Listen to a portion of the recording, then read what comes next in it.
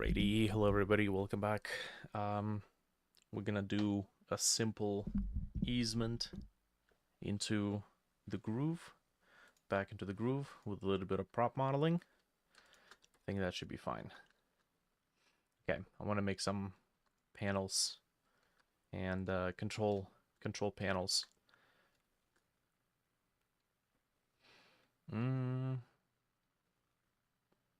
Yeah, we're gonna see about maybe. Hey, Zoltan. Well, you were quick. Had the trigger finger on the stream this whole time, haven't you? Like any day now, any day now. He's gonna start any day now. Oh boy. Okay. So. Exactly. Well, there you go. What did I do to deserve you? Okay. What is this? This is Godot 3. That's not even the right engine.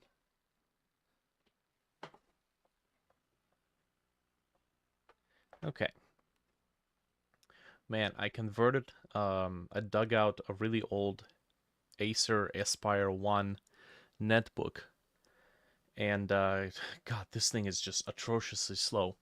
But I ended up installing Debian on it with no desktop environment and a web server, Apache 2.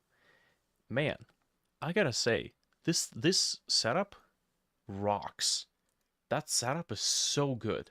You can actually do so much. Like, that tiny little laptop could actually be used as a little, like, central hub for various applications for management. Like, I can program my own, schedulers, reminders, you know, purchase lists. I'm honestly looking to maybe deviate a bit from having to rely on like Google services. And I think that might be a cool thing to do. Move my documents, move my everything, task scheduling to do to my local system, and yeah, just run off of that. I think that might be kind of cool. So yeah, literally any piece of shit $50 laptop can serve the job of that. Jump back when you get home. Sounds good, man. Oh god. We're gonna have to work on this walk cycle of that guy a little bit more. For now, however, I wanna work a little bit on what is it? Safe room. Just some interior props. Okay.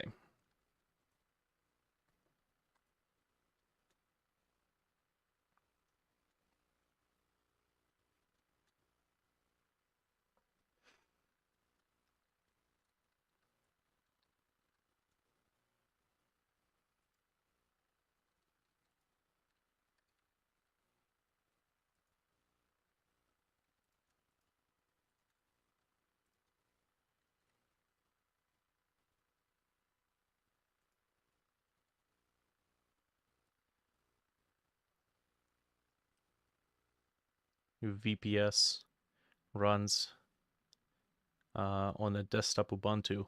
1 GB of RAM, it's flawless. Interesting. VPS being what again? I'm blanking out on the terminology, excuse me. No desktop. Yeah. I'm warming up more and more. Virtual private server. Ah, okay. Gotcha. Yeah, I'm warming up more and more to just running on desktopless Linux. So, to be honest, with the whole Windows 12 thing, I think I might just start doing a transition to Linux. Very slowly. But it's starting to get a little iffy, you know? I don't think a lot of Gen Zs are gonna notice, but you and I will notice. You and I will definitely notice the switch in the general approach and demeanor. Man, when an operating system becomes an advertising cesspool, nah, man. I think that's enough. Okay. Now, what do I need to do here? Windows 11? Hell nah, man. I'm still on Windows 10. I think I might actually jump over to Linux before I am forced to go to Windows 11. Not that I can. A lot of my processors have been reported as, not supported.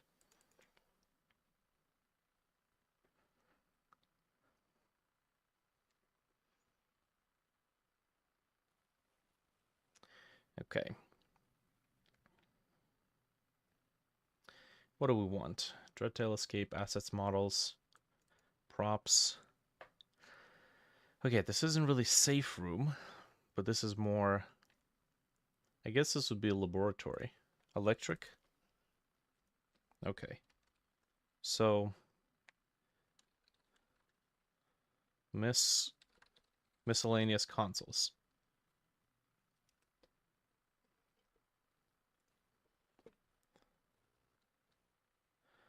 Okay. So, what I'm gonna do, for starters, is set up a series of various dials and switches so that we have something to work with. These are going to be non-interactable, purely decorative.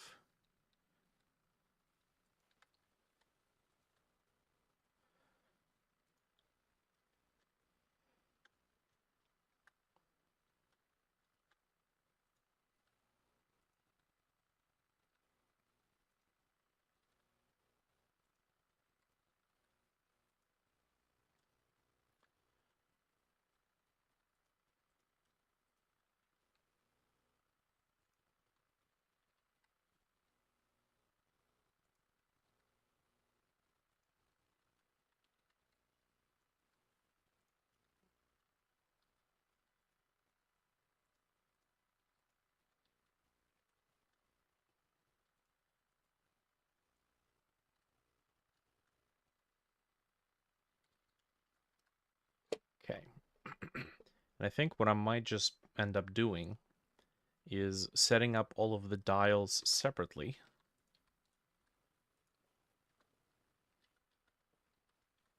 All the switches, all the dials, everything is going to be arranged, created as separate objects.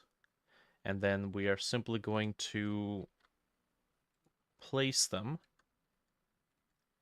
by hand on all of these panels so that we don't have to like come up with a unique design for each and every one. Just mix and match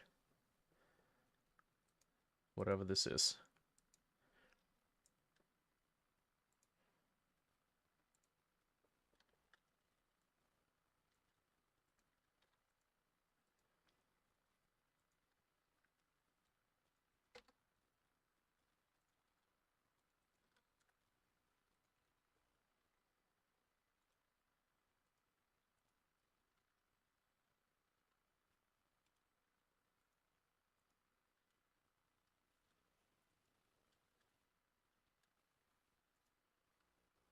So, in the meantime, while I'm slaving away at this, what has everyone else been up to?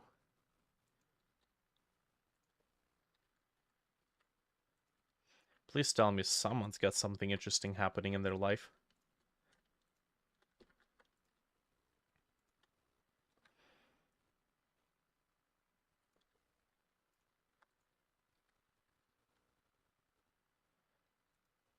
Nope. Yup. Not us. Ah, man. You guys suck. As much as I am. That's terrible.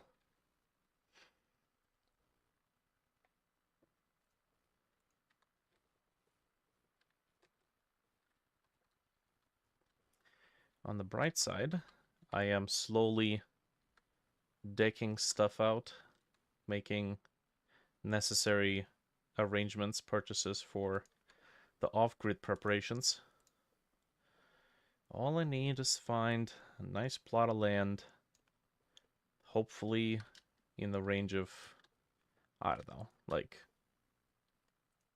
10 acres, aiming for maybe like 20k, 30k. No more though. Hell no.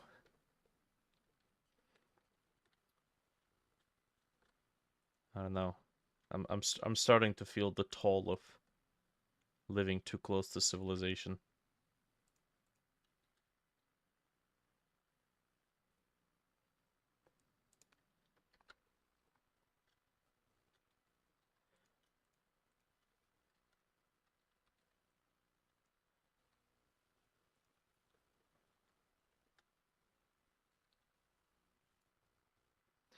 Mm-hmm. I want to do the same, probably 40 acres. Man, I gotta tell you, like our generations, uh, millennials. I don't know what Gen X's are doing. I think they're still hunkering down. They're barely on the tail end of the the boomer benefits. But yeah, millennials, X's, wherever the hell comes next, Z's. Um, yeah, I think we're just looking at the cards we've been dealt, and it's like, you know what? This don't look good.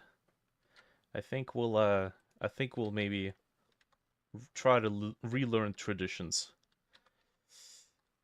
Try to relearn traditions. I've seen some plot of lands in Ontario for 40 acres for like what? Mm, anywhere from like 45 to 50, 60 grand. Let me tell you, that is a stupid price.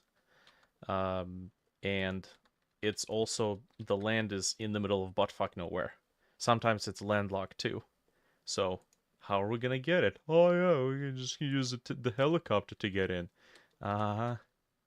Uh huh. What are we gonna dive bomb into it Fortnite style? Sure. Sure. No parachute.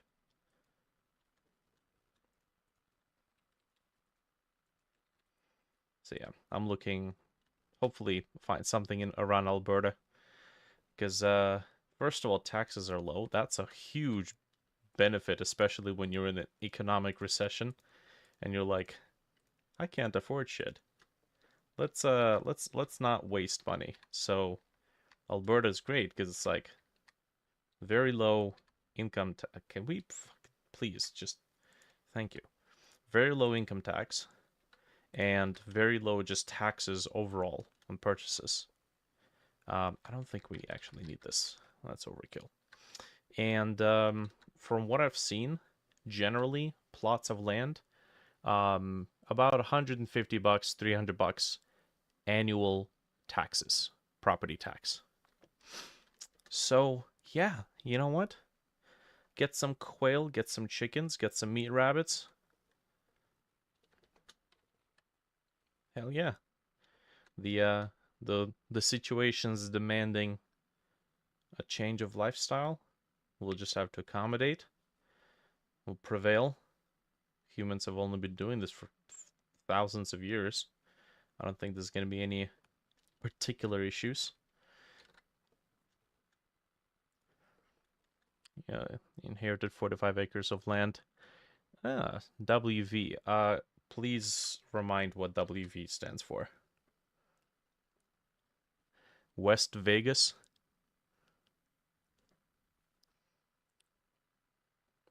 West Virginia. Okay.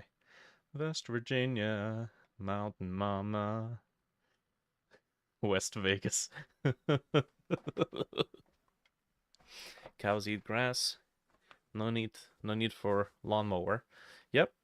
Yeah, absolutely. I'm uh I'm all for the mountain views, man.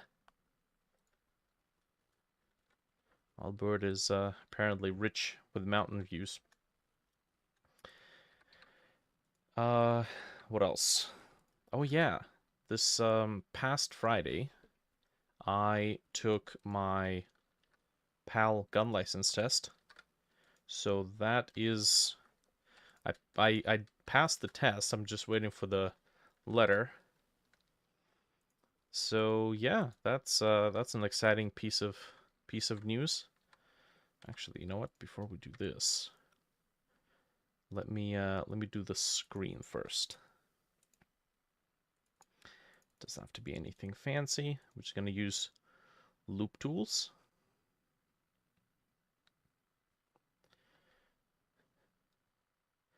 Loop tools. Circle. Yes, we're just gonna ease up the bevel.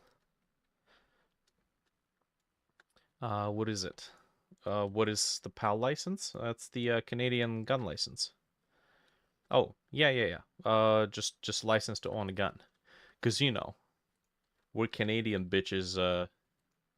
Aren't as privileged to have guns be part of our God-given rights. Those are state-given rights. You know.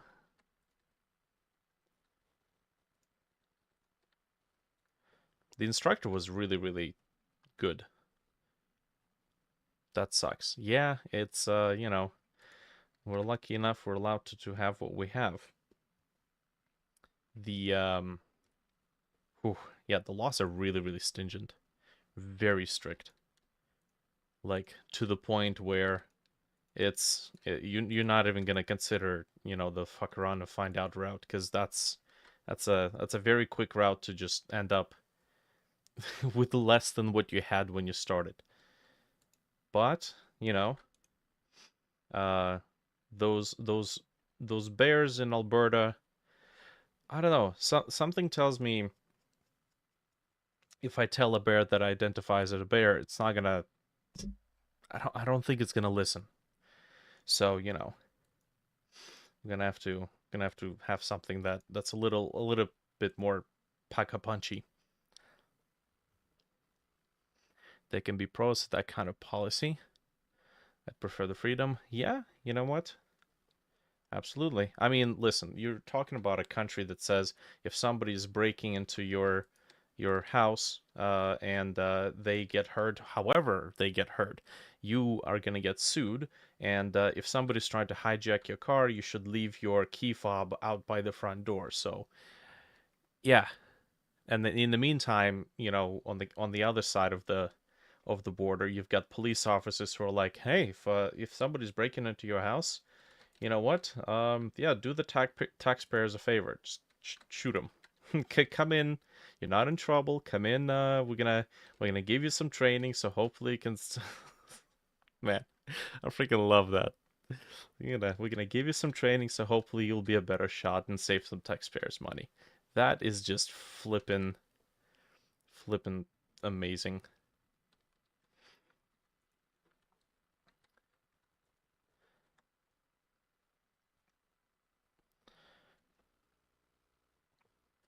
It's not as bad as in Maryland. Aren't allowed to defend ourselves in our own homes. Yeah, well, that's what it's like in Canada. We're also not allowed to defend ourselves in our own homes. If you have a particularly defensive puppy and he decides to liberate an intruder from their limbs, yeah, oh, you are screwed. You are screwed.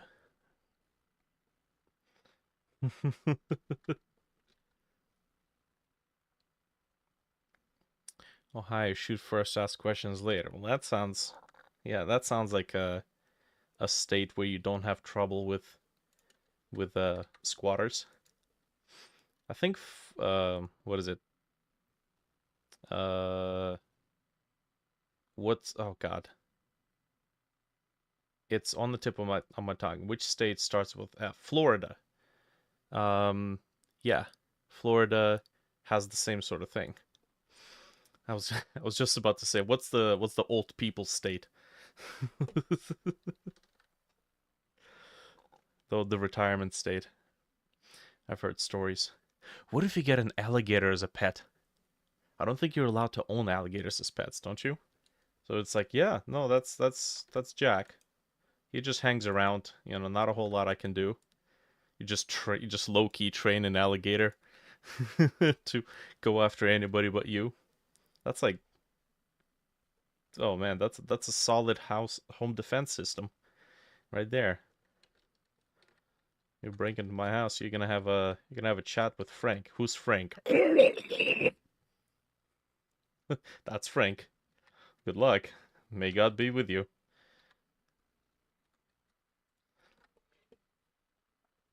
Okay. We've got this. What else do we need? What else kind of input device can we muster up here? We got buttons, maybe like a big button. All of these, of course, are not going to be interactive.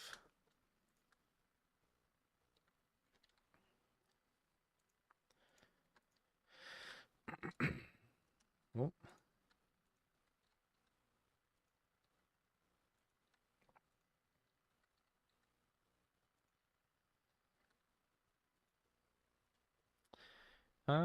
Sure.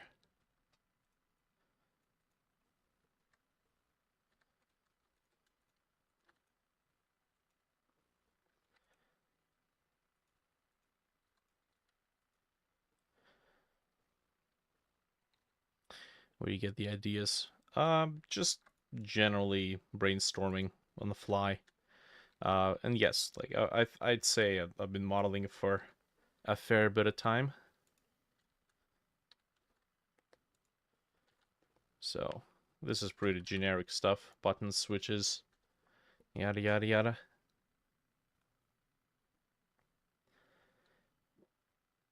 Okay.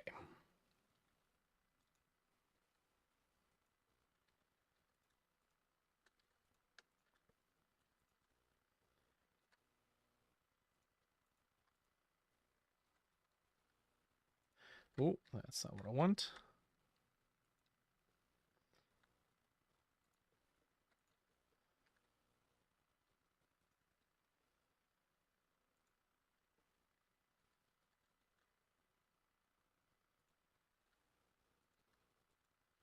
Actually, no. I'm just gonna do a plane.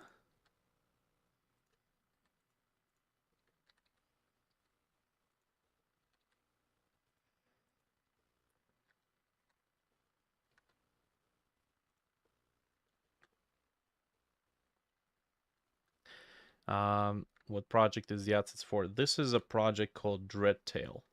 It's a little survive a night in the middle of the swamp while using makeshift tools to defend yourselves from all sorts of creatures.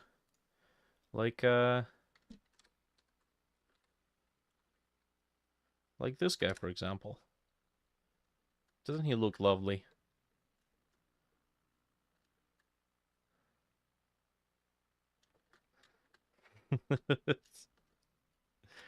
I've only baked the ambient occlusion map here, so texturing is yet to come.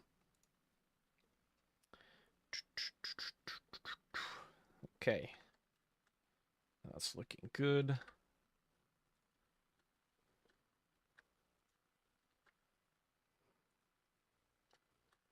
Actually, let's get a cylinder in here.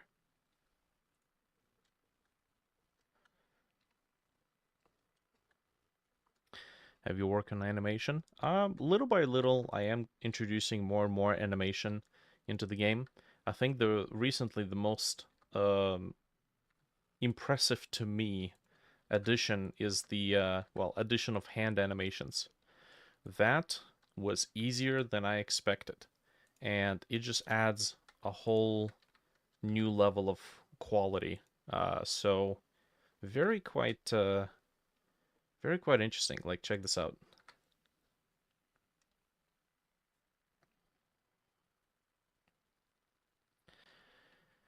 Made a few things, but when we do something on purpose, it's like you forget. To be honest, I think you just gotta make something with a purpose right away. Oh god, this thing is wibbly wobbly.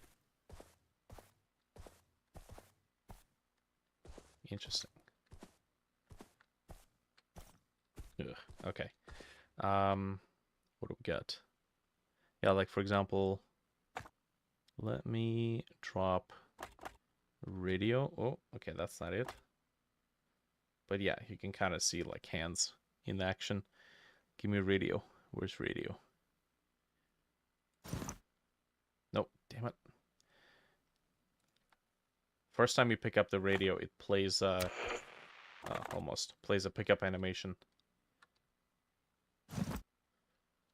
It's like a little inspection.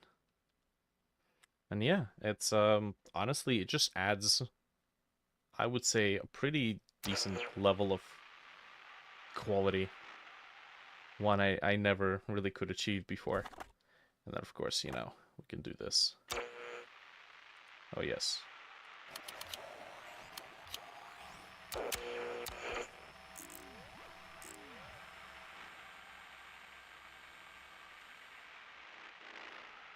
I like the style. Interesting. Uh, when everything is kind of gray boxed. Not a whole lot of style, but I guess it's slowly coming together. Thank you. Appreciate it.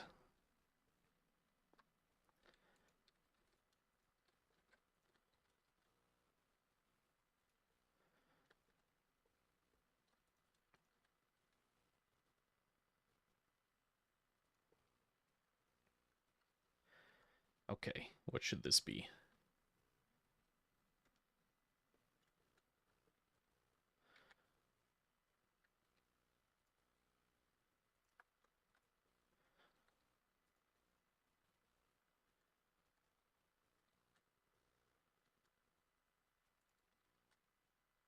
Oh, can I do selection? Nope. Cursor to selection, except I want this. There we go.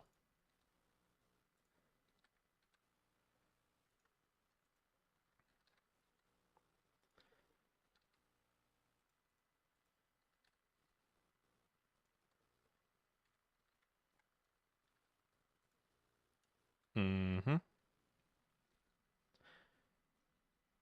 The inspection animation was really good. I thought so too. The inspection animation is going to come into play anytime the player picks up something that is vital to completing the main game. A lot of the stuff, technically the game is going to be, for the most part, survive the night in the middle of the haunted swamp. But there is a story component that is optional, but it does involve the player kind of almost doing a detective go back steps to uncover the story type deal. So, yeah, anytime the player progresses the story or grabs something important, I want to have some sort of a significant animation in place. Finally. Hey, Vishal. Good day. How was your break? Doing pretty good. Batteries more or less recharged, so you know I can come back and kick some ass, get some assets done. Maybe lay out another major game mechanic. Which one? I have no idea. But I know that I want to do something.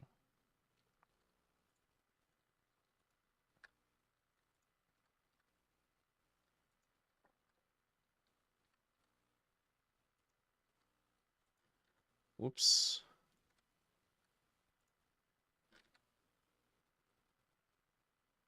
What about you, Vishal? Have you been doing some interesting stuff?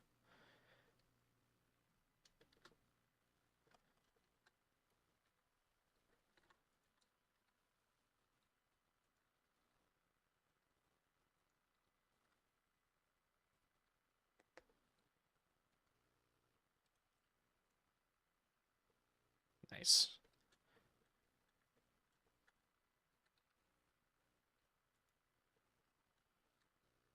Cool way to guide the player, but not in an immersion breaking way. Yeah, so the addition of hands really allows me to do some pretty fascinating stuff. Like if there's a lever that the player needs to pull and it's supposed to progress the story in a major way, it definitely warrants some sort of a, you know, dedicated animation where the player grabs the lever, maybe it's rusted shut, they try to pull it, yank it, put their back into it, try to get it up and running, and they finally do, and then Of course, cue the dramatic music, and we've got some story progression happening. So yeah, abso-freaking-lutely.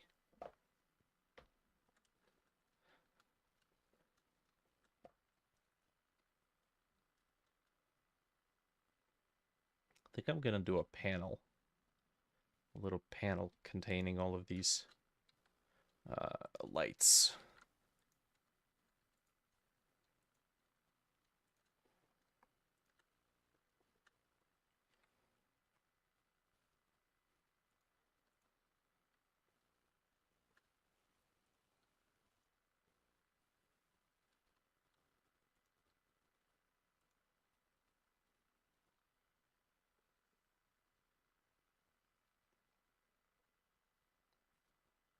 Five prototypes of hyper casual mobile games in 20 days.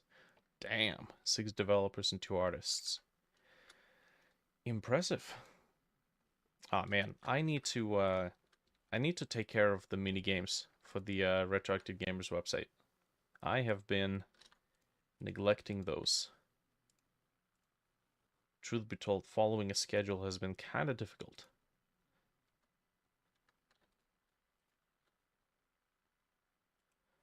Back in 20, sounds good. Maybe not.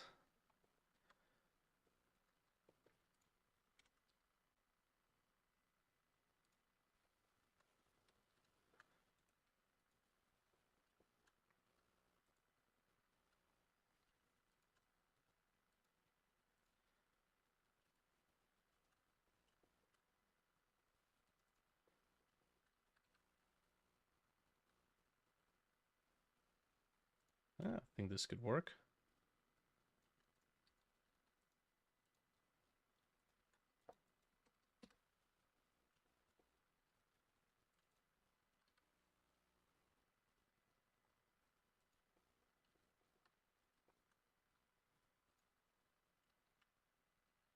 Just gonna even this out.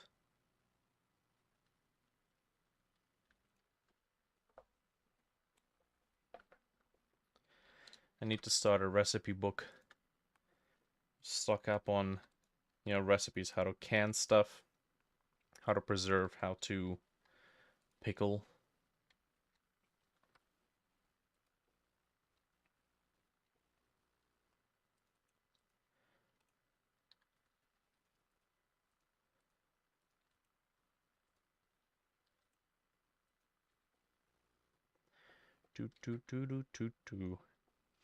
My dad knows a recipe for pickled garlic. And man, that is some delicious stuff. What is this?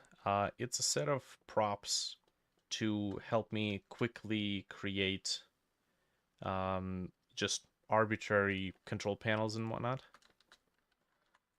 I'm just putting together a little roster of panels and dials and displays so I can very quickly create some filler content, filler props.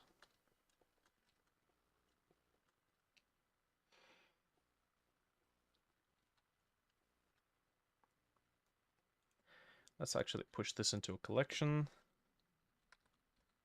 Dials, inputs, switches. There we go. Pickled garlic. It is delicious. It takes out the tanginess, and the brine really gives it. I mean, it's pickled veggies. It's always delicious.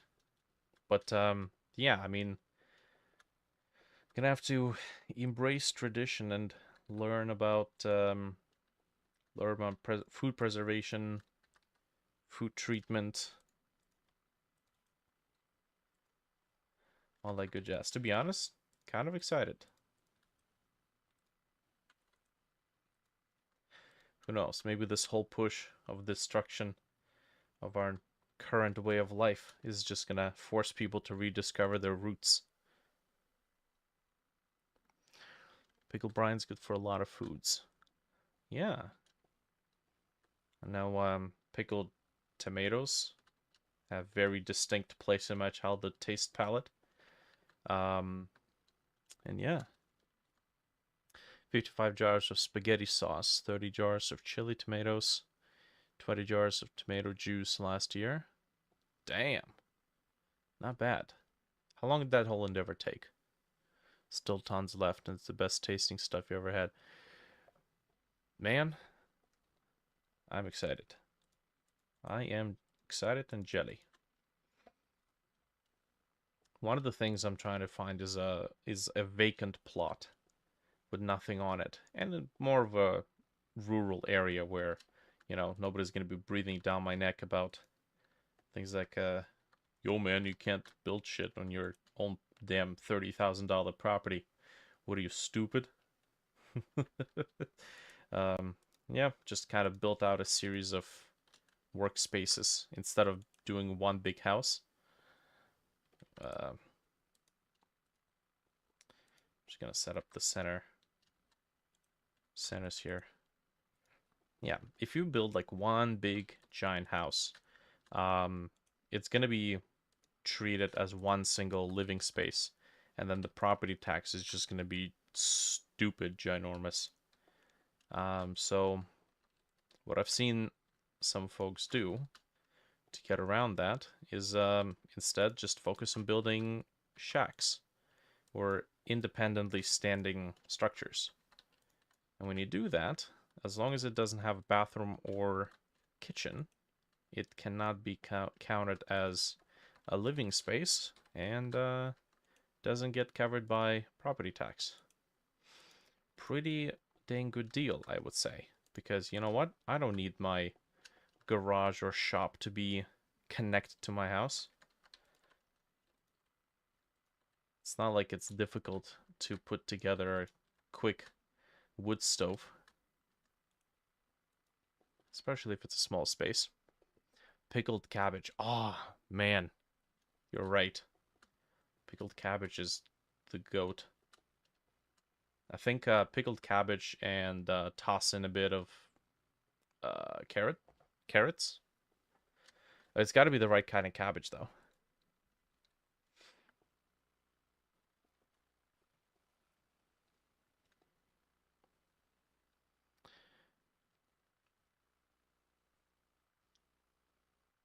Growing wheat. Fall harvest. Excited. Well, that's good. Something that I want to try is dug-in greenhouses. Besides the stuff that's, you know, on top of the surface, if you dig like a meter and a half past the frost line, you can have a greenhouse that maintains a reasonable temperature all year long. Reasonable enough to grow some stuff, as long as you don't have open air exposure. Something can grow in there. So, yeah. Took a total of 2 weeks. 1 week was spent. Huh. That and potatoes. Man, if you can get potatoes grown, all you gotta do is, like, all you need is pretty much meat at that point. Unfamiliar with the area, would be access to electricity. I'm not banking on it. I'm looking at, like, I've already bought the solar charge controller and pure sine inverter. All I need is panels and batteries, and that would be at least a start. And I also have a couple of generators, like 3,000 and I think 6,000 watts, just in case, if I need to get the batteries charged. Beans. That's a good point. Beans. Beans.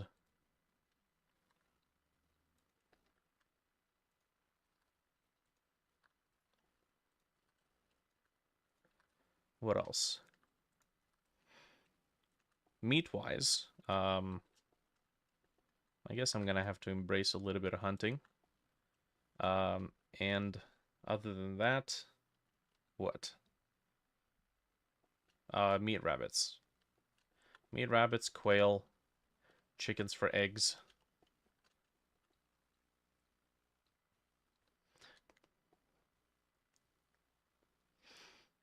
get double in case you break. Yeah, that's kind of the whole idea.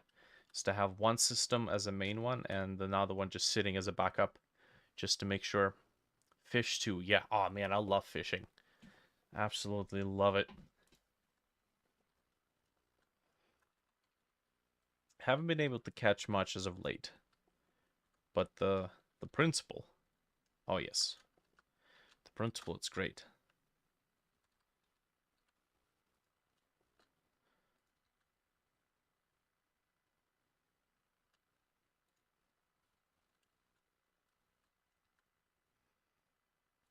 If I get out to places where you can get some pretty sizable honkers, I think you can get enough fish to freeze that'll last you like a year.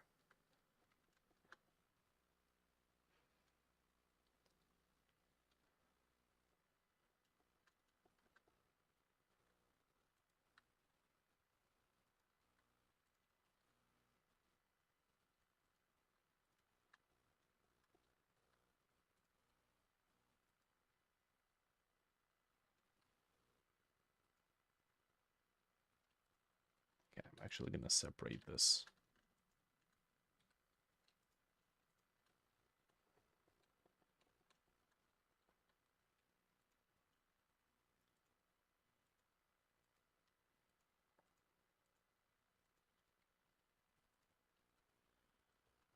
Mm-hmm.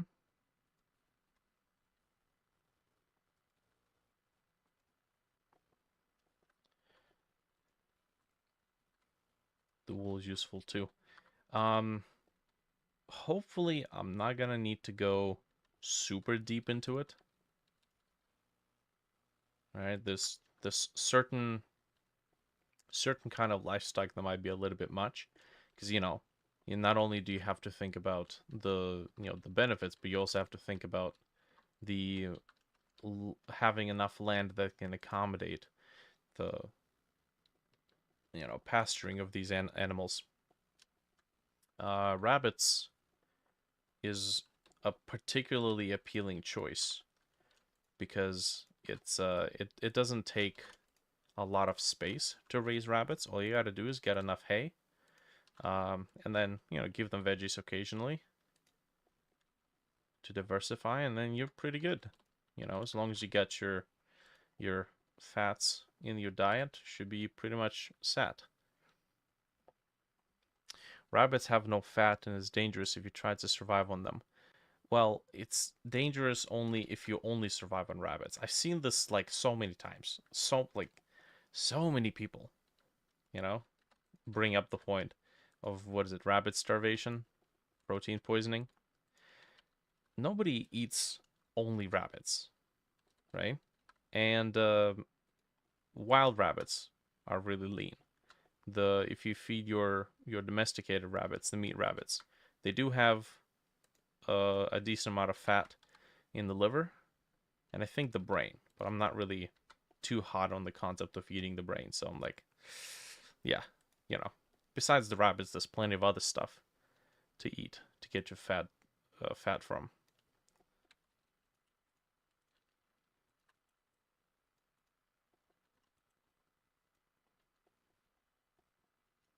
Raise chickens, but mainly for eggs.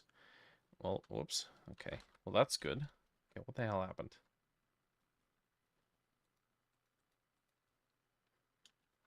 There we go.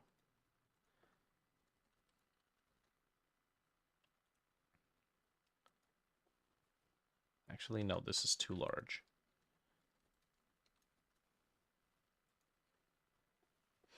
To be fair, I think living off grid might just help me break out of the inevitable rat race that everybody's gonna have to succumb to.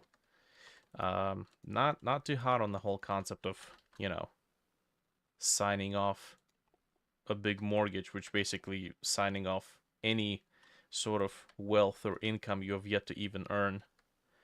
Not too hot on that concept. Um, you know, Having that loom over your head. Ugh.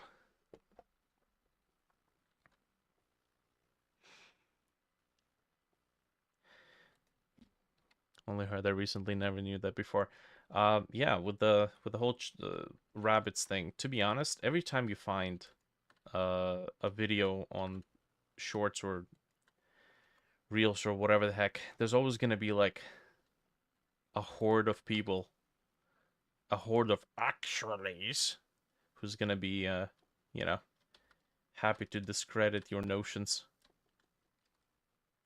You can't survive on rabbits. I'm not gonna survive only on rabbits. Your game makes $1 billion, you won't have to worry. Honestly, man, even if it does, I don't think I would still want to, throw away that money into like $50,000 house, 30,000 or 50,000, excuse me, $500,000. Ooh, that'll be a dream $50,000 house. $500,000 house? Hell no. Just because it's like, no, it's my the worth of that property is definitely not 500,000. God damn it. So it's one of those cases where it's like I'd probably just put that money towards something else. I don't know. Maybe in case, health. Have some money aside for my parents. It just doesn't seem like a house that used to cost 200,000 that now costs $1 million is a wise investment no matter how you look at it. And the good news is that I work remote, so as long as I have internet, I think I can get by. And living off grid would definitely minimize the expenses. It would minimize the cost of living, so that's gonna be good. When does the game come out? Hopefully around end of summer. At least the arcade version of it, the arcade mode, which is survive the night in the swamp while building out defenses. The story part, I might be able to fit in the story part. The story part, honestly, is the coolest bit.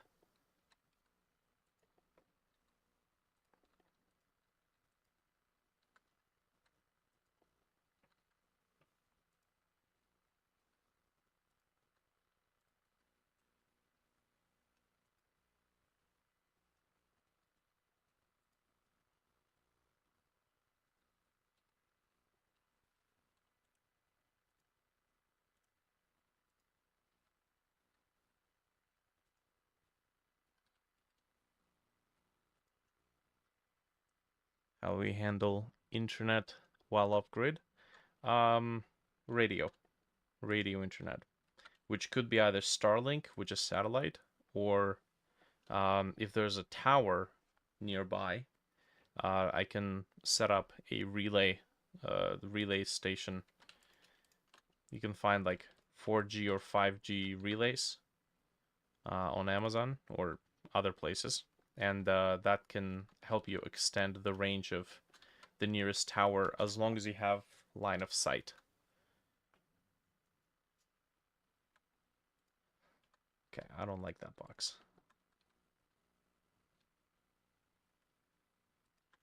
There's a YouTuber that I follow called, I think it's called Narrowway Homestead.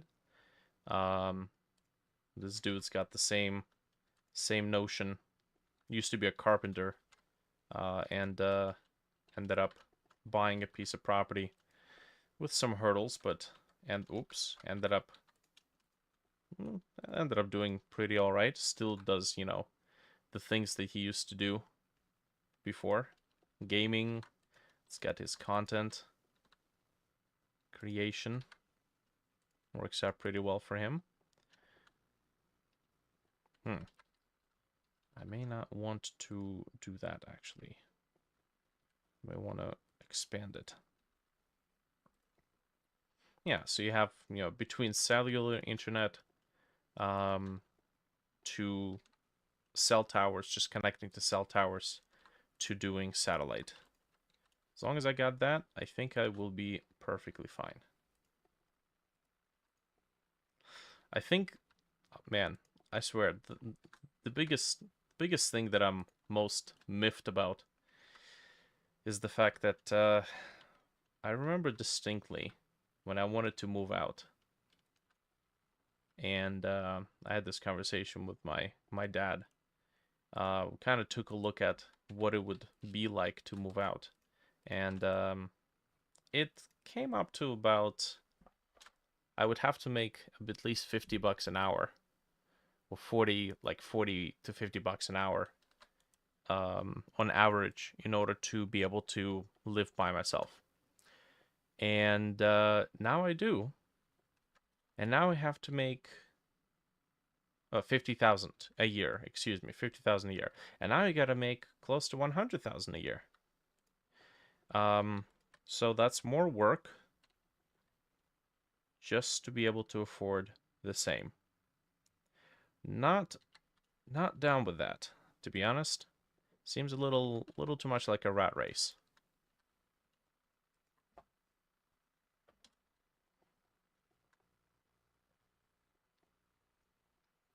National Radio Quiet Zone. Oh, you're in that zone. Oh man, that is interesting.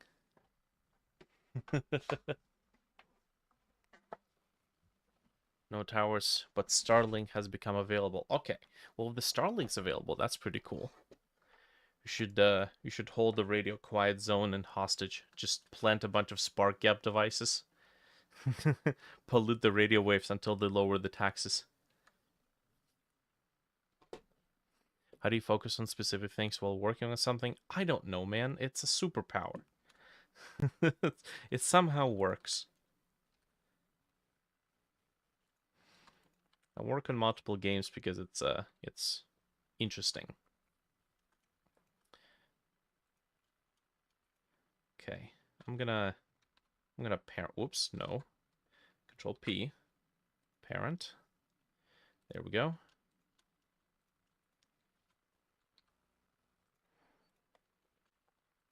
I'm gonna make a variation of this.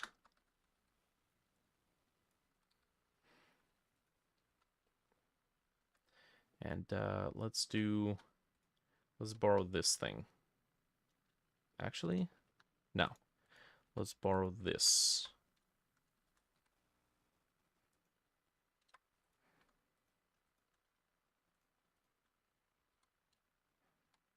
Control J.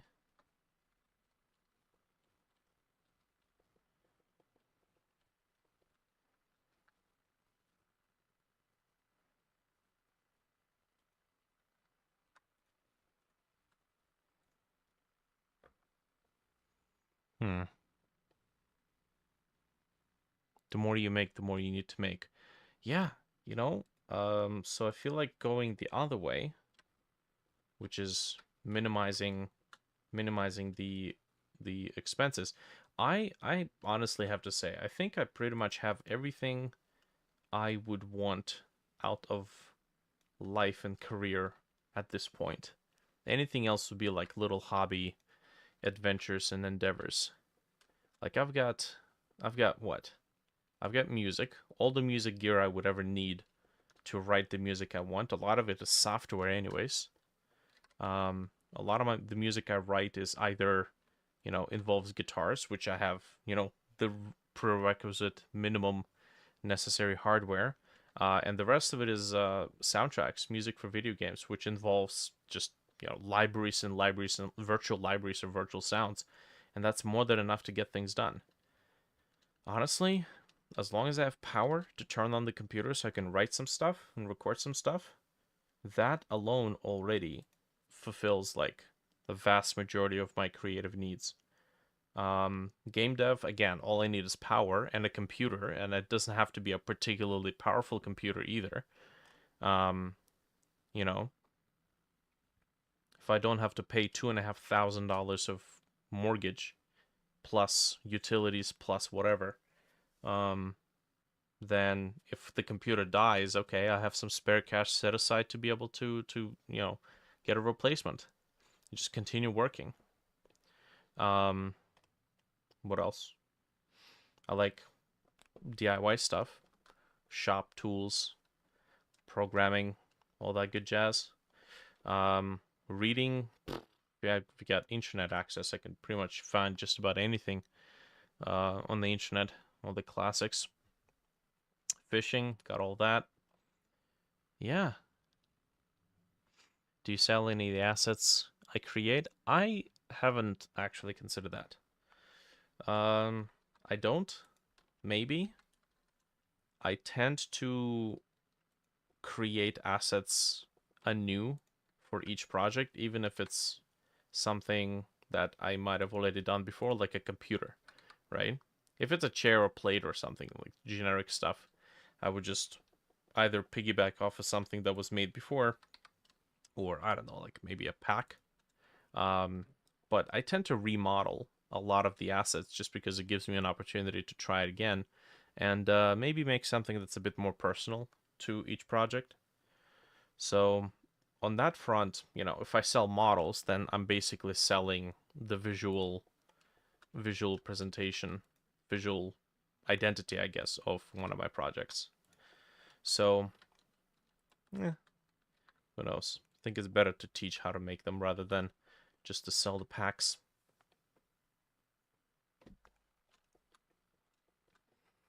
Okay.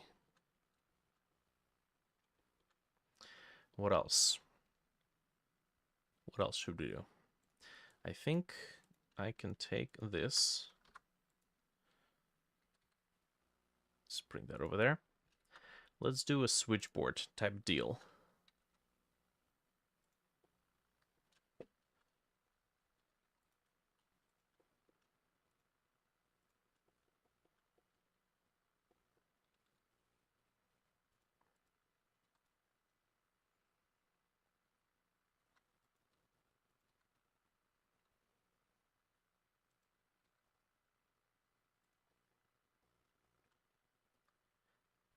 Okay. I'm gonna do 8 this time.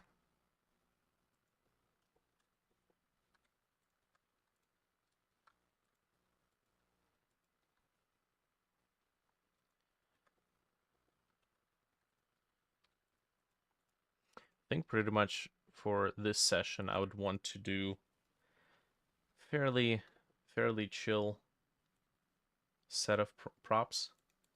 Nothing too fancy.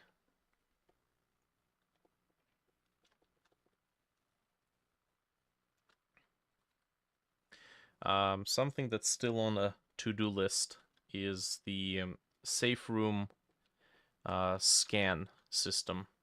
The safe room is supposed to scan nearby area for paranormal infused foliage, which the player needs to hack and slash and destroy in order to get through, in order for the doors to open.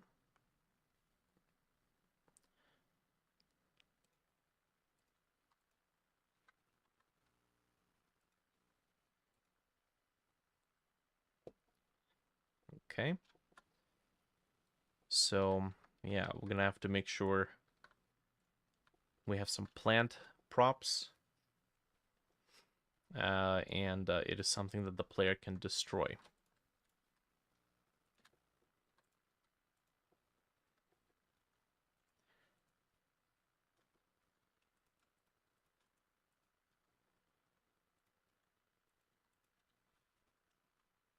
Okay. Now, we're gonna take, I think, a Bezier curve here.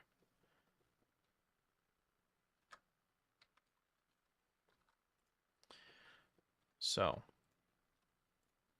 does anybody have any particular interesting plans for the near future? You know, just general planning. I'm curious where people are at in their life.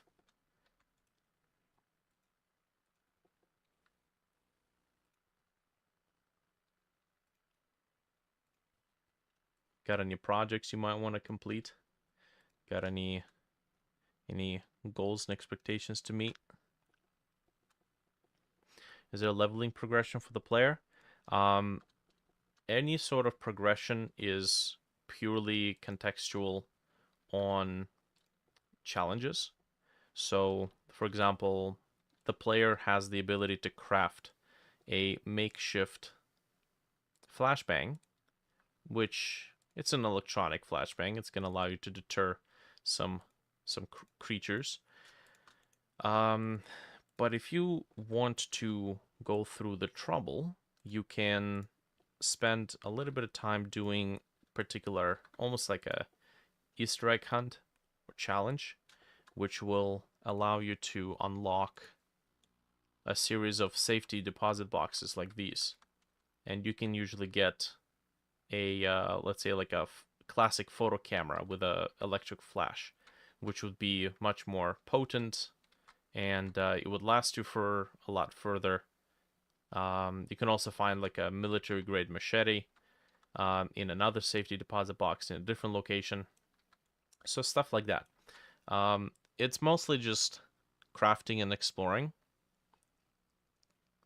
And the bonus part of it is a little piece of the story for you to piece together. That's what it is.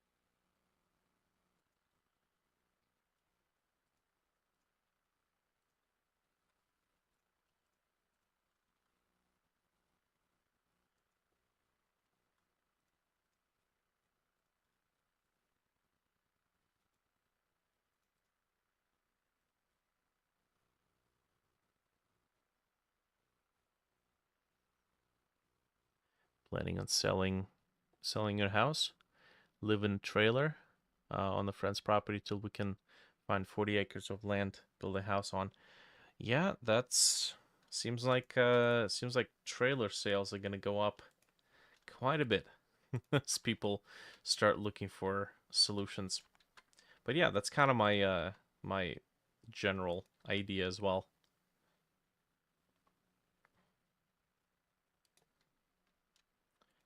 Get a nice little trailer, install a wood stove inside, reflector shields, get some, more robust heating solution.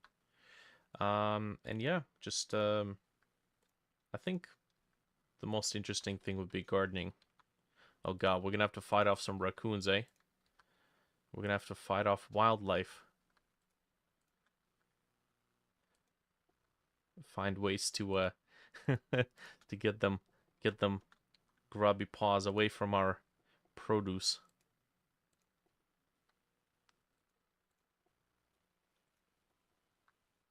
Who do you think is going to be more tricky to deal with? Raccoons, possums, and wildlife?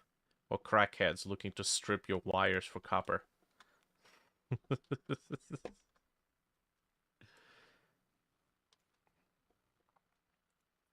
Man, I've seen like videos of crackheads in New York and I think California, is it? It's probably got the wildest, wildest videos. Man, that shit is scary. Crackheads way worse. Oh boy. Yeah, because those fuckers don't have any fear, do they? They're dead set on the mission. You got that copper? They're not afraid to they're not afraid to lose a bunch. Well, what I was gonna say, not afraid to lose some teeth, but uh, yeah, it's like Jet from Fallout. Oh boy, imagine you just like hunkering down for the night and just trying to fall asleep, and then your windows open, and then suddenly outside the window you hear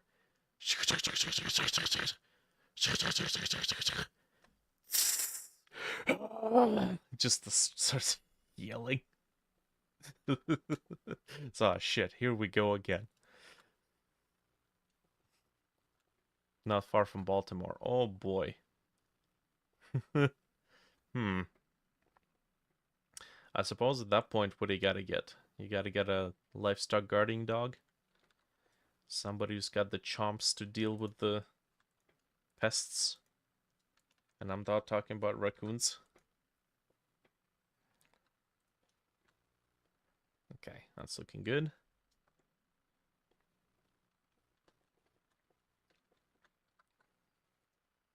Whoops, that's not looking good. Let's take this.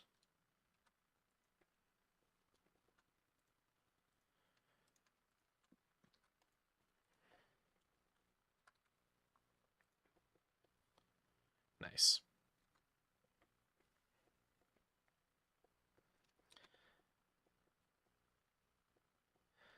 Fuck you, Baltimore. You've got a better deal? Shove it up your ugly ass. That's right, shove it up your ugly ass.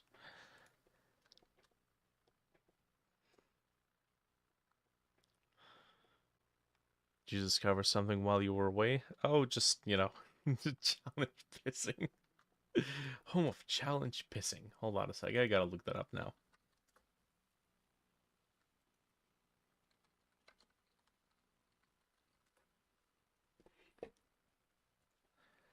Ads? No ads. Fuck you, Baltimore! If you're dumb enough to buy a new car this weekend, You're a big enough schmuck to come to Big Bill Hell's Cars! bad deal. Cars that break down! Feed. If you think you're gonna find a bargain at Big Bill, You can kiss my ass. it's our belief that you're such a stupid motherfucker! You'll fall for this bullshit. Guaranteed! If you find a better deal, Shove it up your ugly ass! you heard us right. Shove it up your ugly ass! Bring your tray. Bring your title! Bring your wife. We'll fuck her! That's right, we'll fuck your wife. Because at Big Bill Hell, You're fucked 6 ways from Sunday. take a hike To Big Bill Hell. home of challenge pissing! That's right. Challenge pissing! How does it work? If you can piss 6 feet in the air straight up and not get wet, You get no down payment. don't wait! Don't delay. Don't fuck with us or we'll rip your nuts off! Only at Big Bill Hell. The only dealer that tells you to fuck off! Hurry up, asshole. This event ends the minute after you write us a check. And it better not bounce or you're a dead motherfucker. Go to hell! Big Bill Hell's Cars. Baltimore's filthiest And exclusive home of the meanest sons of bitches in the state of Maryland. guaranteed!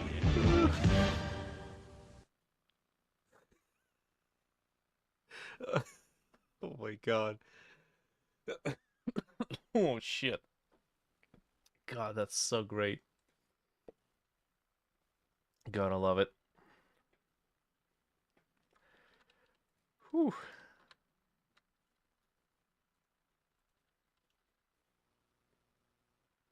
Anyways.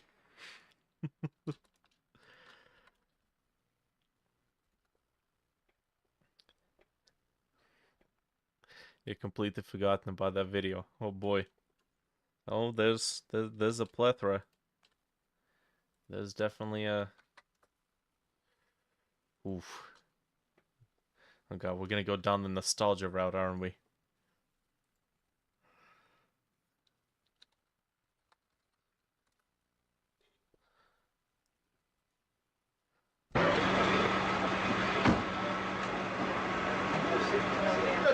You just assured me that I could speak. Sit down inside the car. We're not assuring anything. We're under arrest. Look, I'm under what? Come on. Gentlemen, this is Democracy Manifest. Have a look at the headlock here. See that chap over there? Get your hand off my penis! This is the bloke who got me on the penis before. Get some cups. Why did you do this to me? Hop in the car. Get some cups. For what reason? What is the charge? Eating a meal? A succulent Chinese meal? Oh, that's a nice headlock, sir. Oh, yes. I see that you know your judo well. Good one. And you, sir, are you waiting to receive my limp penis? How dare get your hands off there.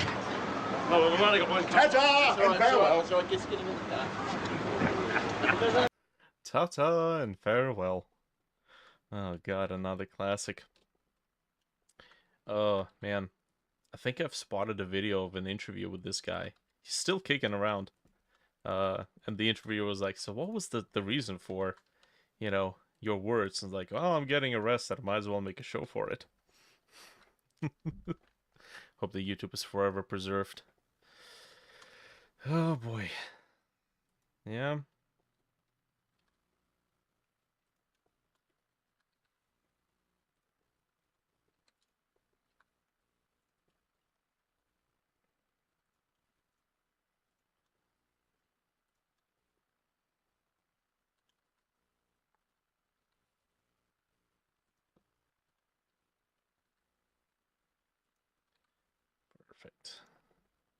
Actually, not perfect.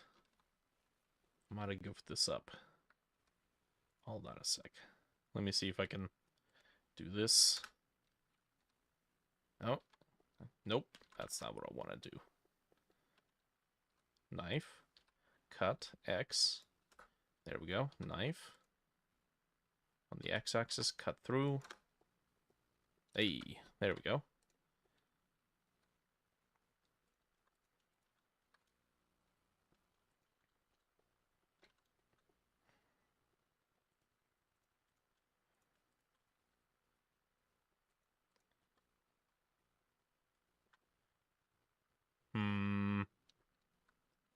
This might be a little iffy of a setup.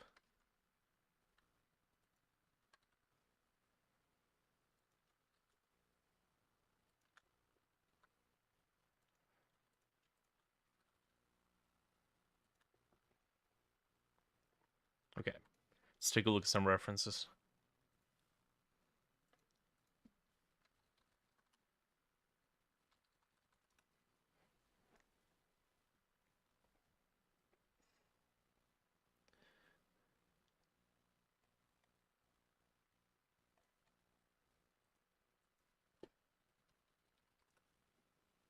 Gotta hop off. Sounds good, man.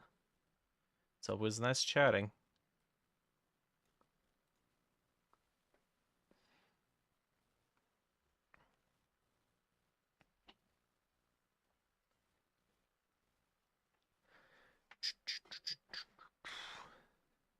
You know, some of these screens don't have nearly as much bevel as I gave these things. Let's try that again.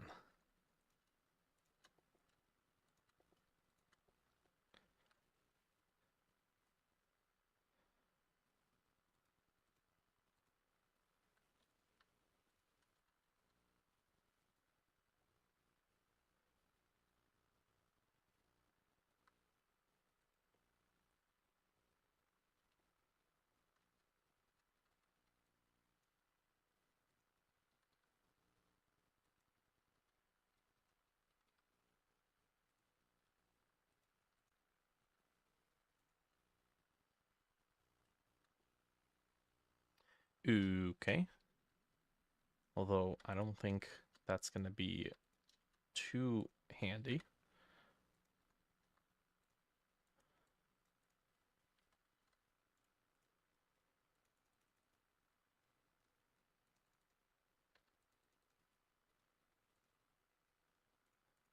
I'm going to do connected only, and let's bulge this thing out. Drop it down. Drop it in.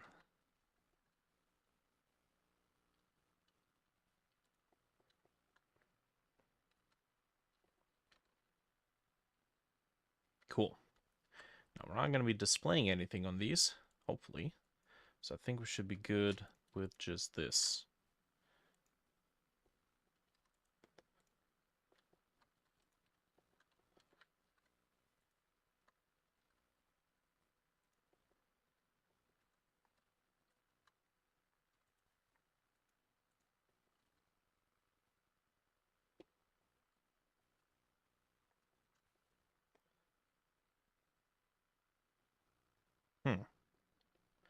Yeah, this one seems a little bit more like it. This one's got a bit, maybe too much bevel.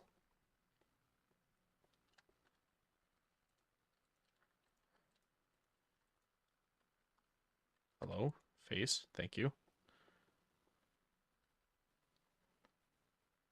Yeah, that ought to fix it.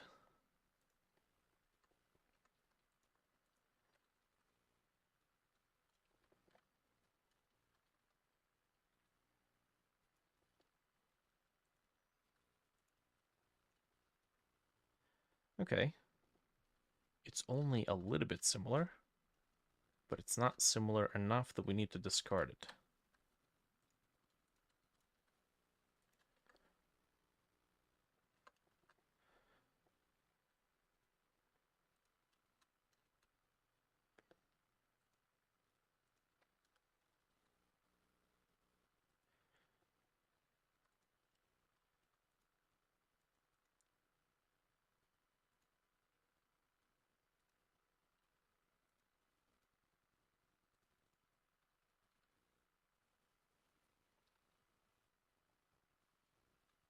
Hmm.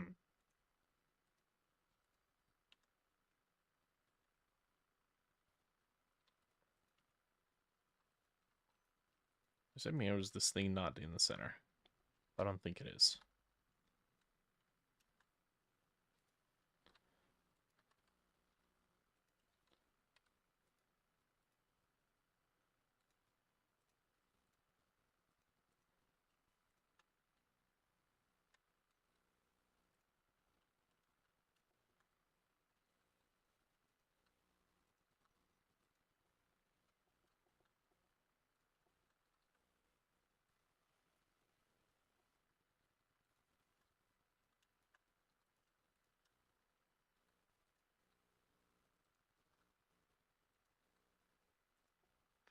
Sure.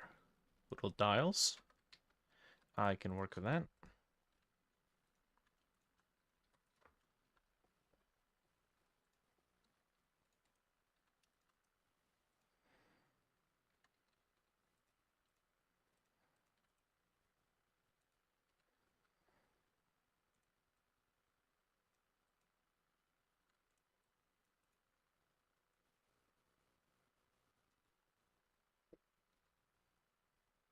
Yup. Have to head to bed. Sounds good, man. Appreciate it. If anyone's still in the chat, see if you can drop a sub to the Retroactive Gamers channel, which is my buddy and I's gaming channel. Dear God, is it the most challenging thing to get viewers on? So, yeah, do a favor, help us out. We appreciate it. We just need to get the partnership level.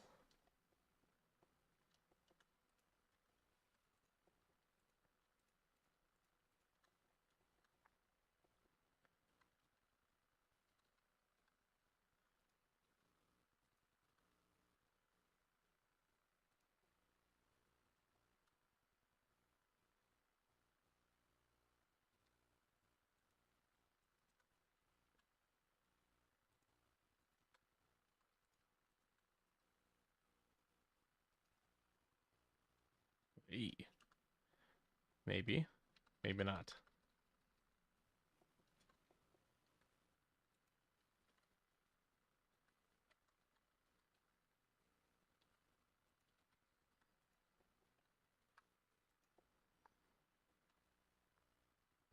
Maybe not. You have a link in the Discord. Ah, that is also something that's there, yes. If you want to keep track of this order of shenanigans. Oh God, it is off center. Okay, that's fine. We'll work with it.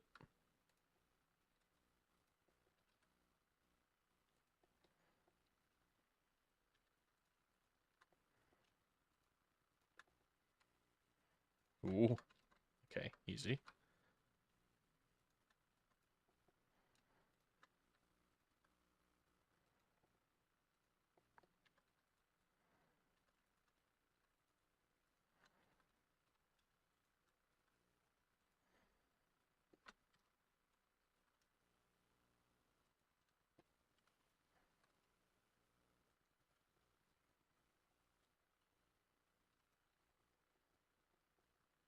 Come on. Thank you.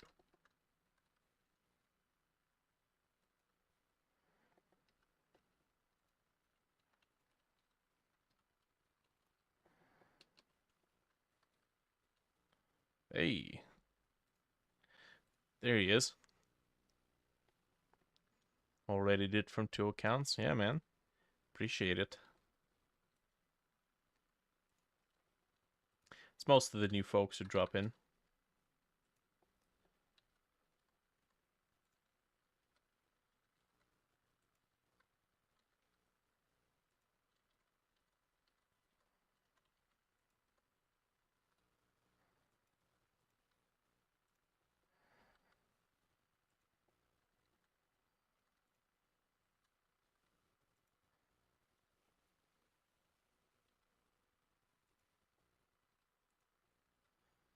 Okay, I feel like I'm spending a little bit too much time on this one thing.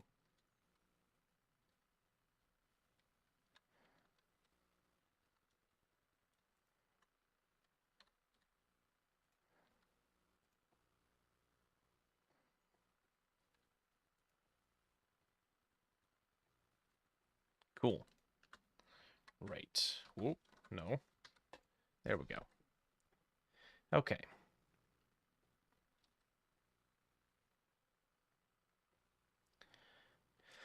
Well, that's looking good.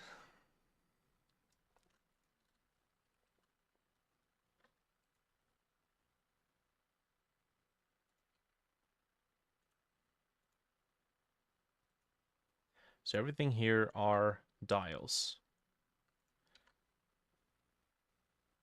Okay, so with that in place, let's take a look at how big this thing is.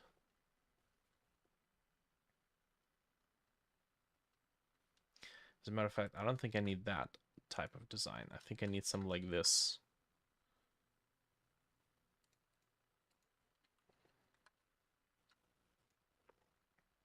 Now, I think what I'm going to end up doing is we'll texture everything on one project. All the dials and all the switches, everything is going to be textured. And we'll simply make a series of like panels, series of consoles, empty with empty panels essentially. And yeah, we'll just place them around everywhere.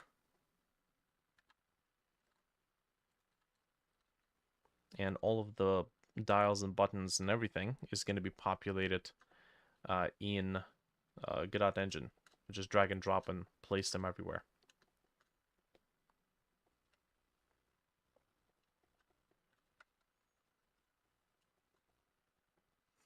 Okay. Now this kind of makes me think maybe this should be like this.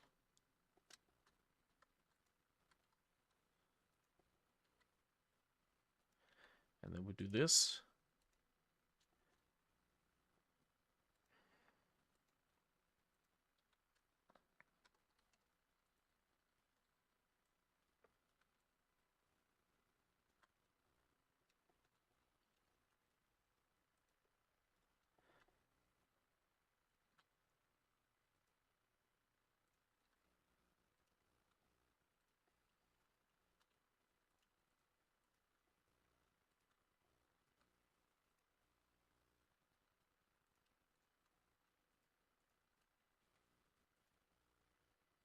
Okay, well, if we do this, we might as well just have a copy and then have it match like that. Okay.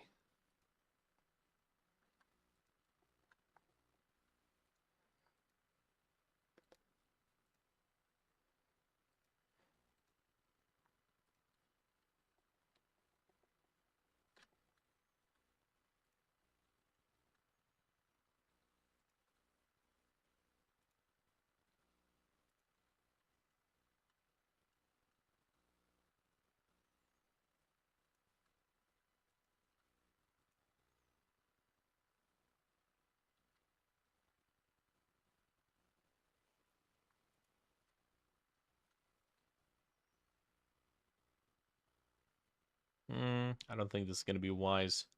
Oh, too many faces on the inside.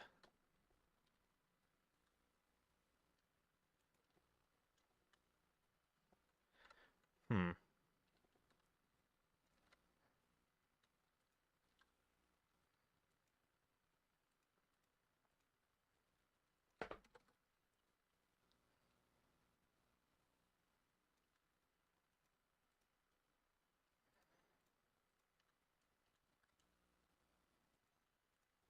Okay, the stuff at the bottom is probably going to be legs.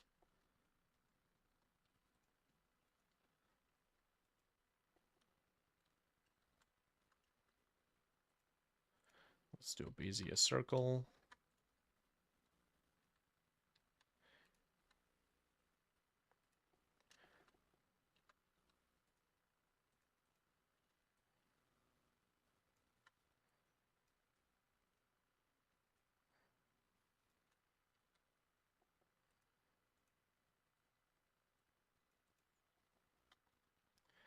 Okay, so we're going to do Control T by 45 degrees.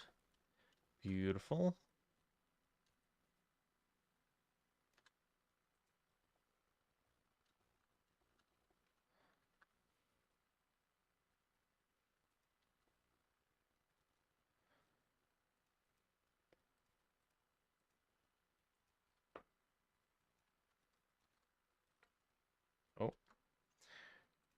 There we go.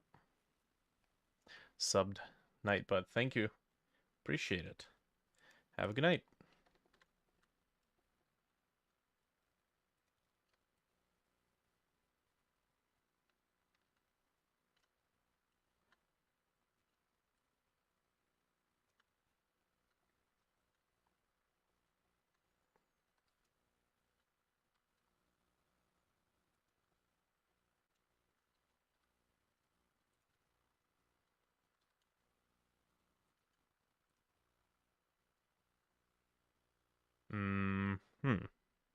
Okay.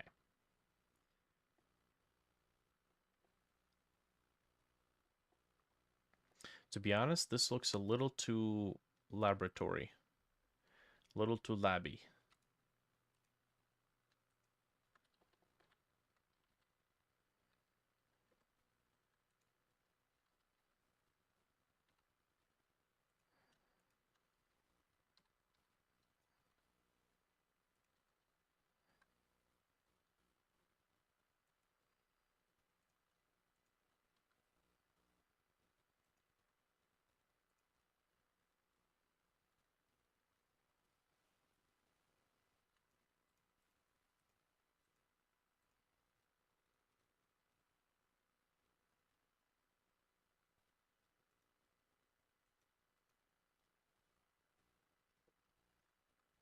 Okay, maybe.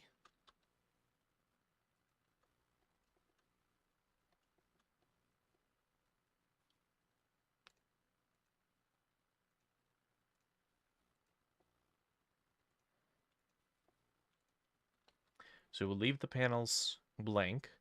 We'll populate them with all of these various components afterwards. Cool. Oh yeah, there's actually one more component that I thought might be a good idea to add, and that would be a single rail.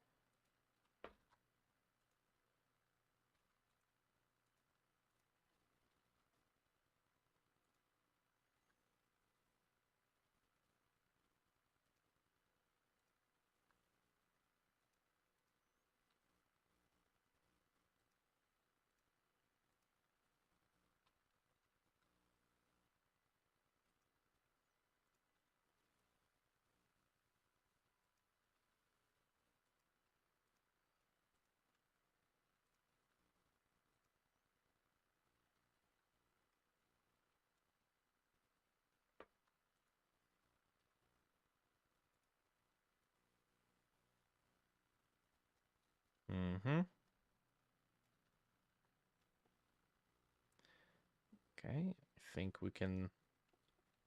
Yeah, there we go. Give it that much.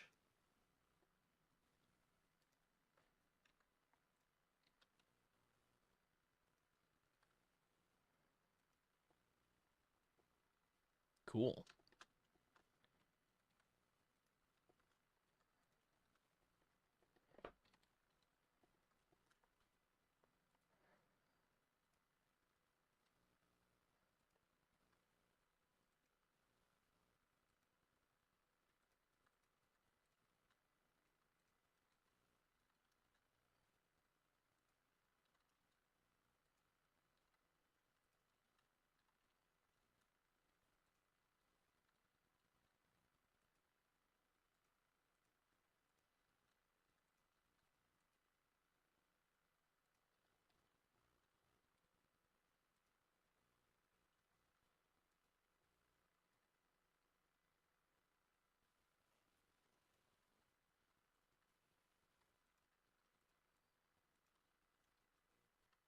Cool. Individual origins, please and thank you. Sure. We're just gonna parent it to this object, and I think we're just gonna use... Yeah, let's make the center point be in between these two. Set origin. Oh, yeah, right here. And I guess we need to adjust this guy. Actually, before we do that, separate, clear parent. Then we're gonna set the origin, and then we're gonna parent these guys. Perfect. Now this is something that we can adjust and we can move around. We'll be able to scale this thing up and down every which way. So that's perfect.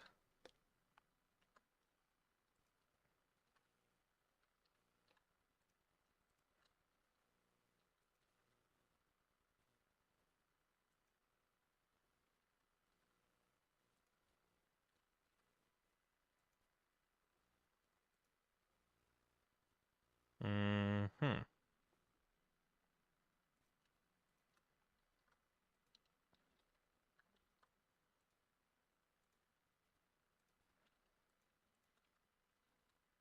Just gonna repeat that. Come on. Clear parent. There we go.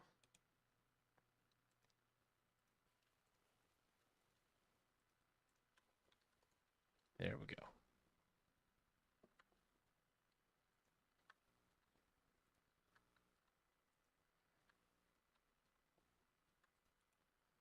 Oh yeah, no, that's not gonna work. Oh, yes it did. Nice. Cool. Thought it was gonna fly somewhere. Okay, so seems like we have a pretty nice roster of dials and everything.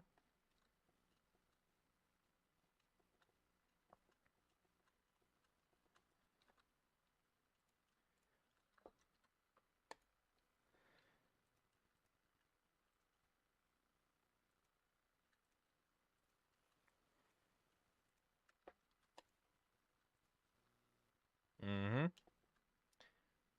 Okay, this is round rack.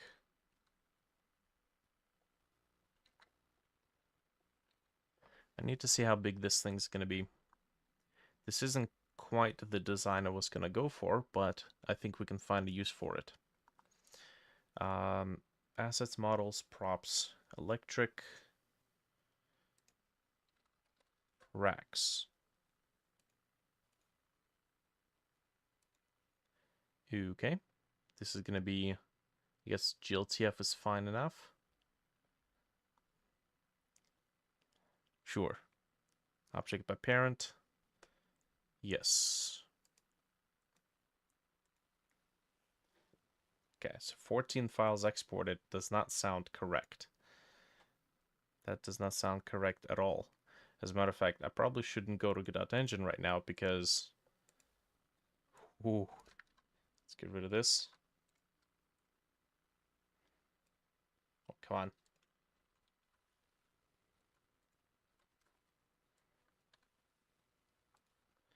There we go.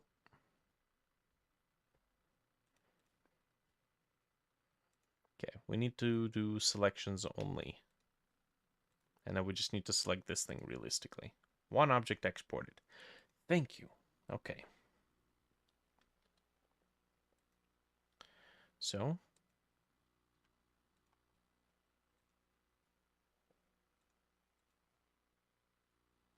Did we export to the right place? Hold on a sec. Oh no, we exported to assets again. Dang it.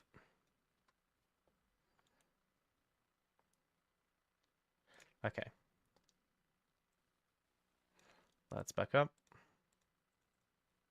Engine, models, props, electric.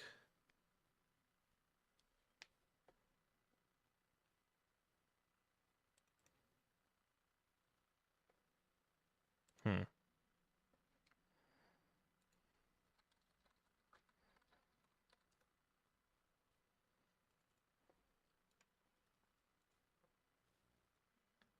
And I think maybe we might want to do OBJ. Yeah.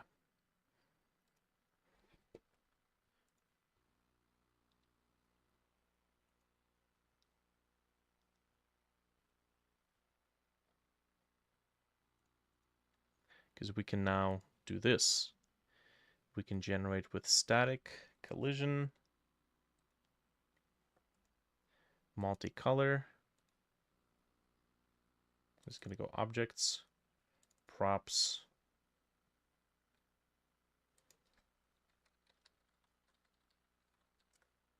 bunker electric, and then convert OBJs to scenes.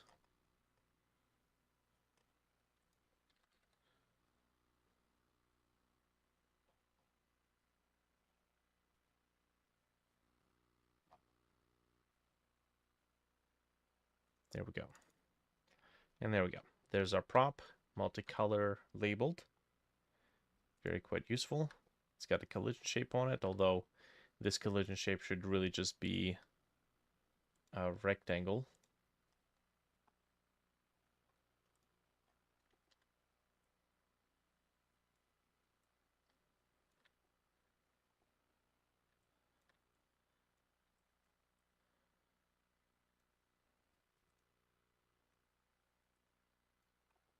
Mm-hmm. Oops, I don't need speech recognition. Go away. Okay, how big is this? That's pretty big.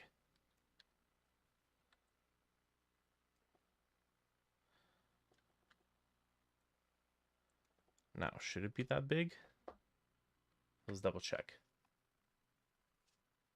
So this is safe room 2. God damn it.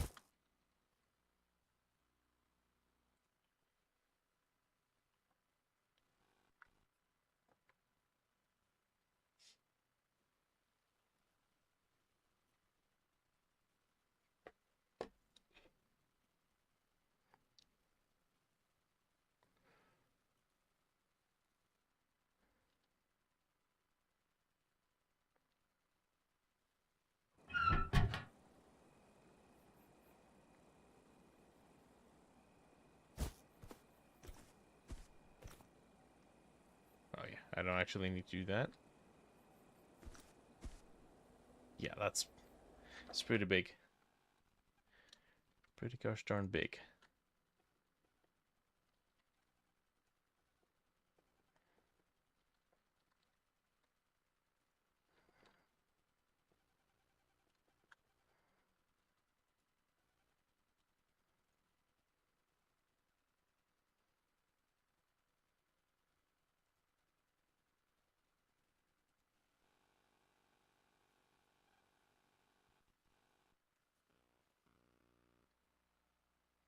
That seems a bit more like it.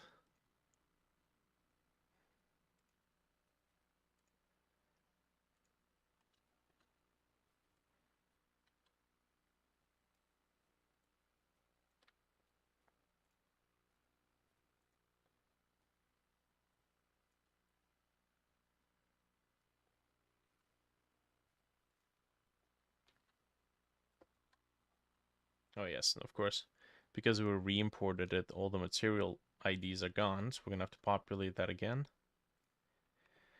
There we go. Mm-hmm.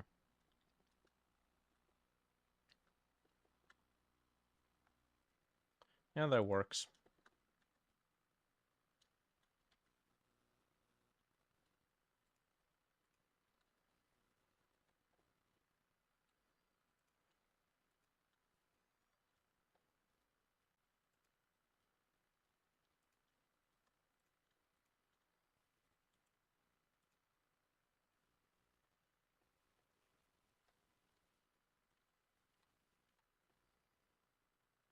Okay, we can't really subdivide this by the looks of it.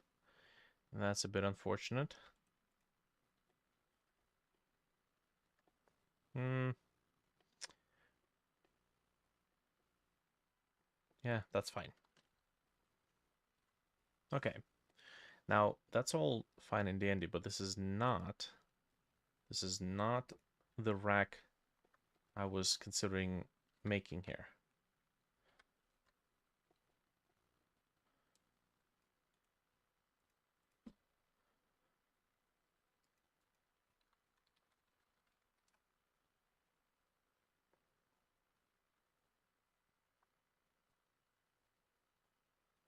What the?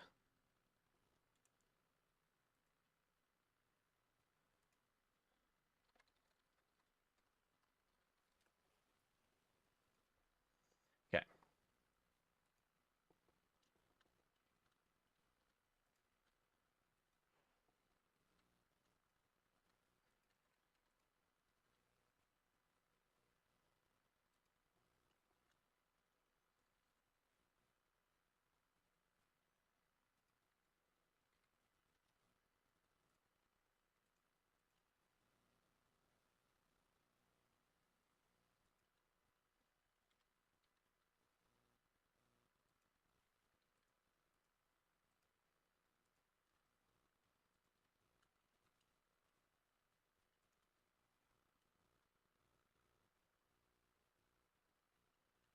Hmm. That's too generic. Let's try individual faces. Scale them down.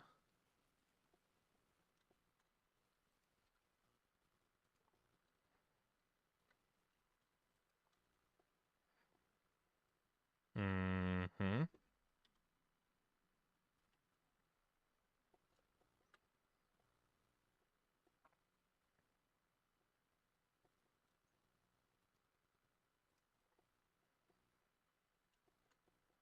Okay, this is closer, but still not quite what I'm thinking. Maybe just a little bit of a bevel would be okay.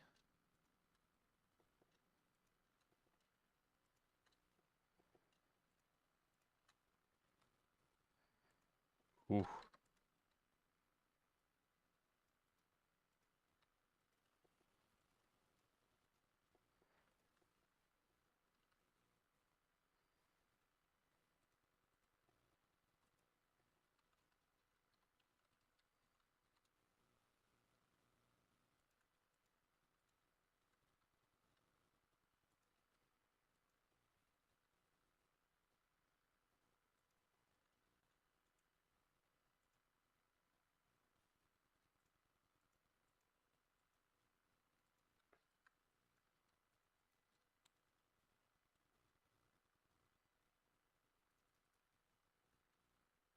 Okay, so it's kind of like a instrument rack.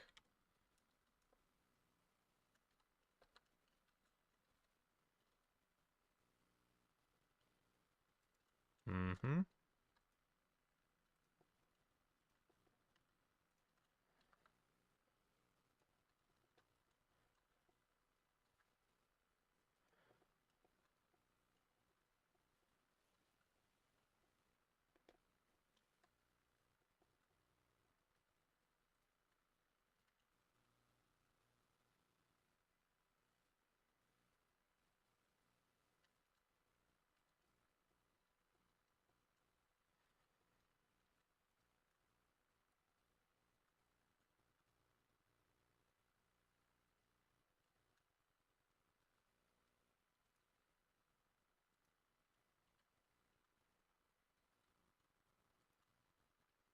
Yeah, get back.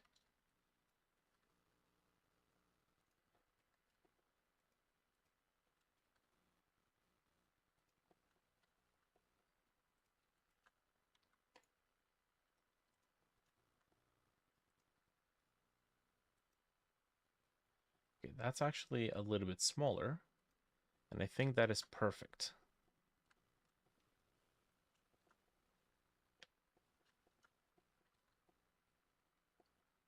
Okay, so this is stack rack. Export one file. Okay.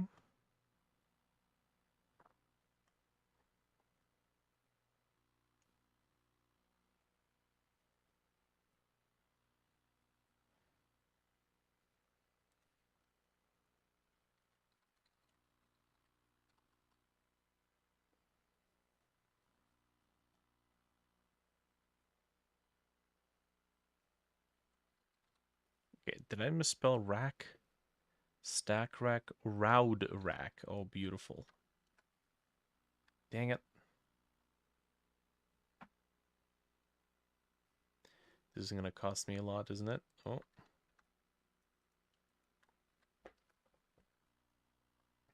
Mm-hmm.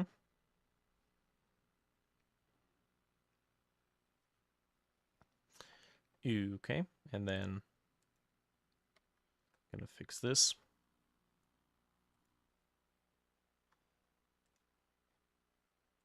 Nice. Okay, so we should be able to take the stack rack, convert obj to scene, and then we've got, there we go. Stack rack is right there.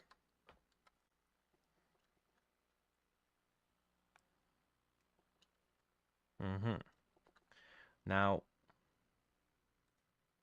technically, I think we're missing something here.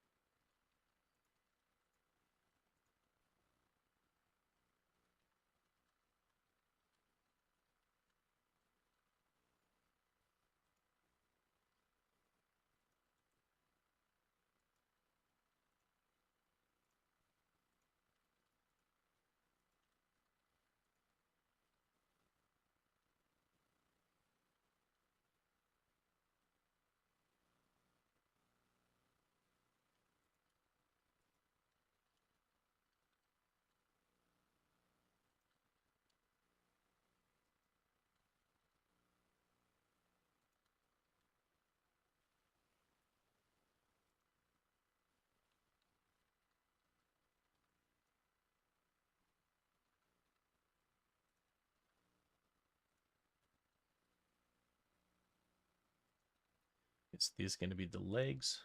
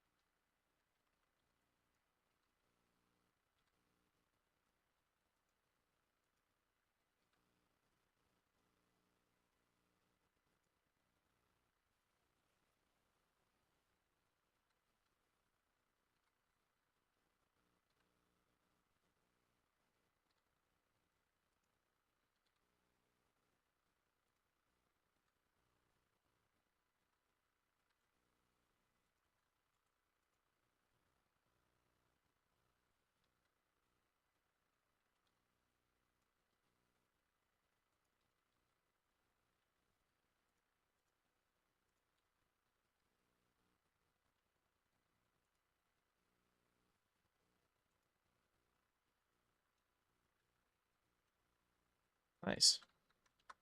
That's looking good. Although that looks insecure as shit. This is... Just gonna do that.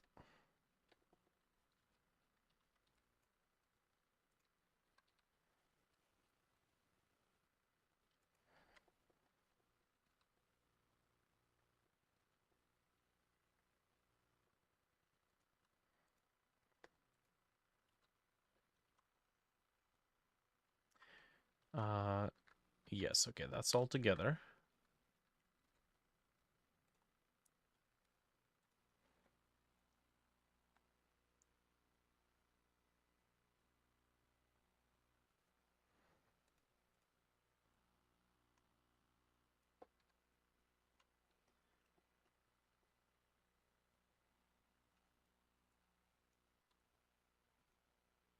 Oh boy.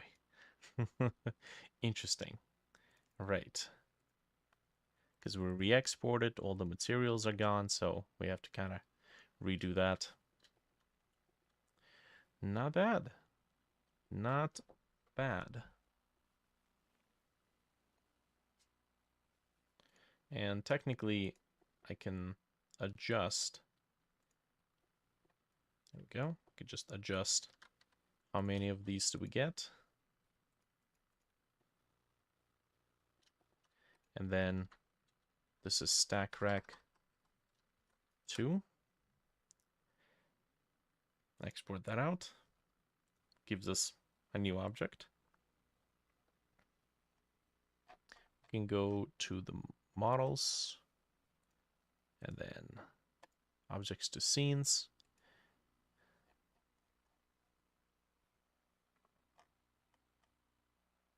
That gives us stack rack 2. Nice. Cool. Now, I perceived that I was going to make a heck of a lot more of these in today, but I think in 2 hours and almost 2 in the morning, I think this is more than enough. So I'll call this in here. I've done a little bit of progress. I think that's perfectly fine. We haven't populated the actual dials on all these, but that's going to be in the next step. Okay? Cool. That's it. Thanks everybody for watching. We'll continue in the next one. Let me just scrape my headphones on the mic. Perfect. Have a good night, Vishal. Or have a good day, I guess, in your case.